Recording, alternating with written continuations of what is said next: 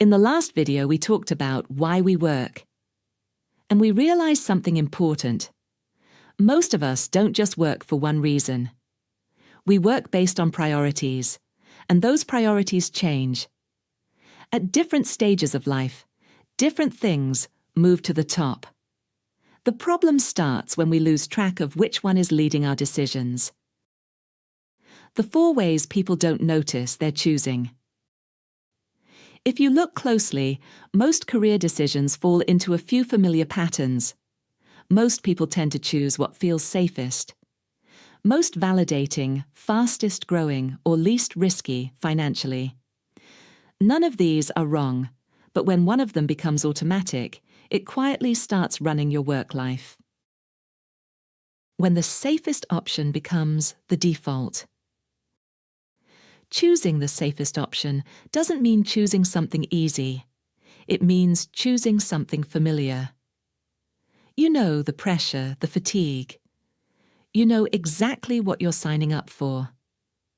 Even when the work becomes boring, repetitive, or quietly draining, you still stay, not because it's good, but because it's predictable. And slowly, safety turns into inertia. You're no longer choosing to stay, you're just continuing. When being recognized becomes the default. Some people don't choose recognition because they want praise. They choose it because they want to contribute, to be heard, respected, and taken seriously. For them, income matters, but meaning matters more. So when they find the right environment, they give everything. They work hard, they care deeply, they keep their word, they stay late, bring work home, work weekends. Not because they're forced, but because they promise something and want to deliver. At first, they're genuinely happy, but because they care so much, they say yes too often. They take on more not to impress, but to avoid letting people down. Slowly their boundaries disappear. They still love the work, but they no longer have time for themselves. Burnout doesn't come from hating the job. It comes from loving it without limits. When fast growth becomes the default. Some people choose work because they're hungry to learn. They're willing to trade comfort, time, even income for skills and experience.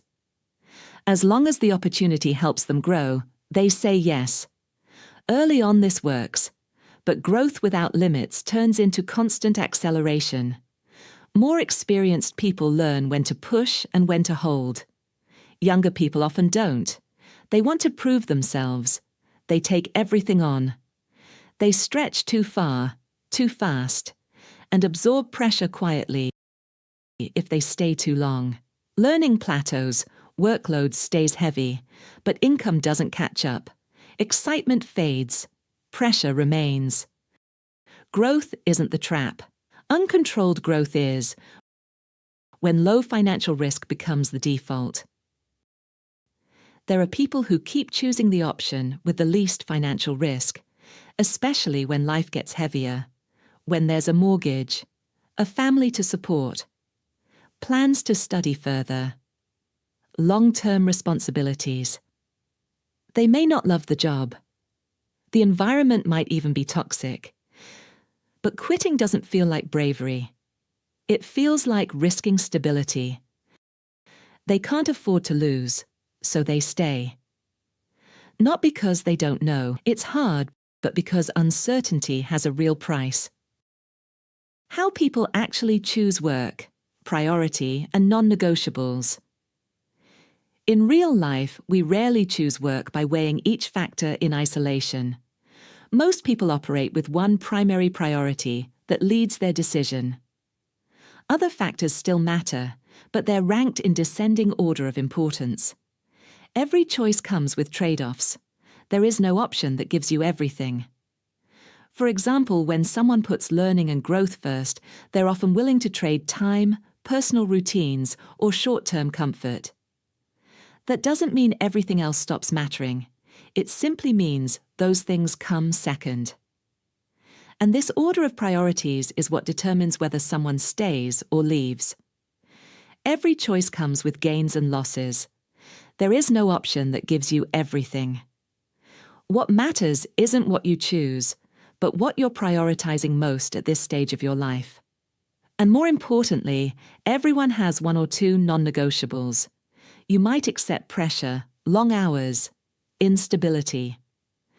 But if an environment doesn't listen to you, doesn't respect your thinking, or doesn't recognize your contribution, then no amount of learning opportunity or compensation will be enough to keep you there.